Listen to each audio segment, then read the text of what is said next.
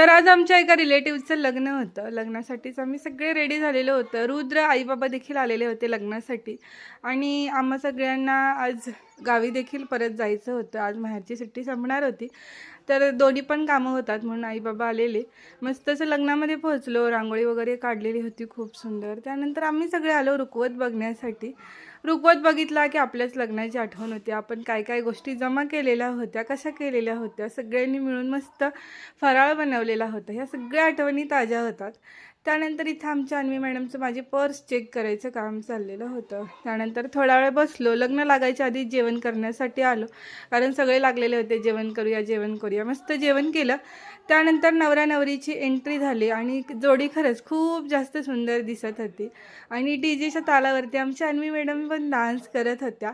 त्यानंतर मग थोडंफार फोटोशूट केलं आणि घरी आलो. बॅग वगैरे पॅक केली. मम्मीला, बहिणीबाईंना, पप्पांना, भावाला आणि छोट्याशा युगला टाटा बाय बाय केलं आणि आलो आम्ही सासरी आलो. तर ताईंची स्वयंपाकाची तयारी चाललेली होती. आज भरलं वांगं बनवणार होतो. त्यानंतर मस्त मी भाकरी वगैरे बनवून घेतलं आणि मस्त जेवण वगैरे केलं. तर असा होता माझा आजचा व्लॉग. उद्यापासून तुम्हाला सासरचे व्हिडिओज बघायला भेटतील. तर चला भेटूयात उद्या. बाय.